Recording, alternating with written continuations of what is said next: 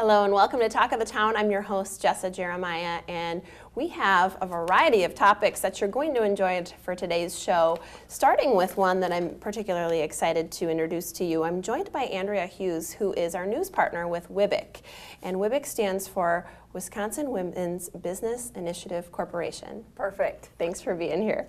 Love having you, and you're joined today by a guest, and our guest is Mary Helen Conroy, who is with Life's a Daring Adventure, Retiree Rebels. Thank you for joining us today. Thank you for having us. I'm so pleased to have you, and we're talking about an event coming up that I think is really important for folks out there, particularly if you're 50 plus. It's called AARP Foundation's Work for Yourself at 50 plus. Right. So one of the statistics that's out there that I wasn't aware of until recently is that 26% of small businesses are started by those over 50. I didn't know that. Isn't that amazing? It really is. Why do you think this group wants to start a small business? You know, they've spent their entire career life working for somebody else, and they're headed towards retirement. Over 10,000 people a day retire. And they look towards their retirement and go, wow, I want to keep doing something. The people at 65 are not the same as they were 20 years ago. Yeah. So they've got lots of ideas. So there's many options then for why they might want to start one. I mean, I think about it, what are you going to do for 30 years, you know? And a lot of it is also added income. Even if they do it, a small business part-time, they offer something, make jams for the market, brings in an extra $5,000 so you can go to Italy. There's lots of little different reasons for social connectivity, just staying new, staying up with technology, lots of reasons to keep it going. A lot of great points that you've made. Another statistic that's really shocking is the 10,000 a day. Right? A day. You don't think about that in your day-to-day life, but that is really incredible. So a lot of people really looking to potentially start a business and, to your point, some added income. Now, what is Retire Rebels and Life's a Daring Adventure? Other than a mouthful, what is that? Well, and there are two separate things.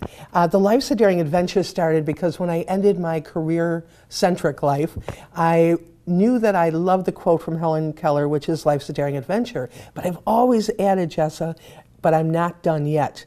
And I think that's what the motto is for anybody working over 50 that wants to start their own business. They're not done yet. One of the other businesses I started with Carol Larson is a podcast that's every week to the retired folks or the nearly and newly retired called retireerebels.com. So we don't talk about money, we talk about life.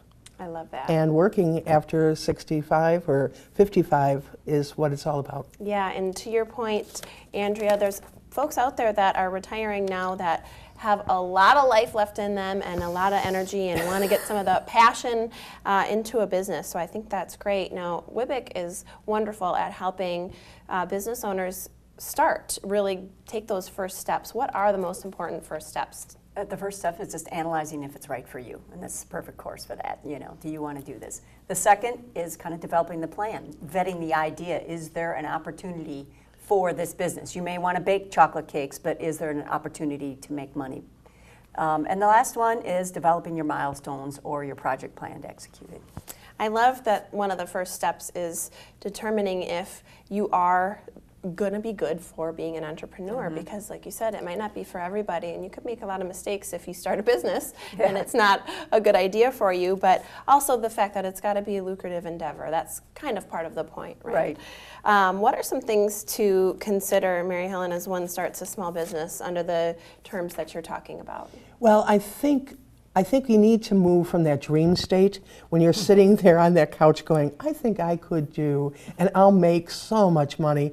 And that's why I think moving it from that into some practical advice. So encourage folks to take the Work at 50 course.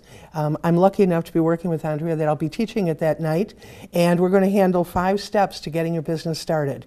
So talk about the options, talk about the different approaches, money, insurance, but also my biggest point is support.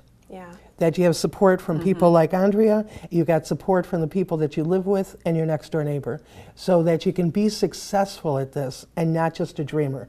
Well, that's really important because there are a lot of steps to to undertake when you start a business. So it's nice to have somebody in your corner that can really help you out with that, not only just from the day-to-day, step-by-step, but from a support level. So thank you. Absolutely. Both of these are a great way to do that. So the course, again, is Work for Yourself at 50 Plus, a great way to get started. And WWBIC is a wonderful resource for any woman in business that's thinking about taking the leap into entrepreneurship. So thanks for being here. Thank you. Thank you, Appreciate Jessa. it. We'll be back. We've got more Talk of the Town coming up after this.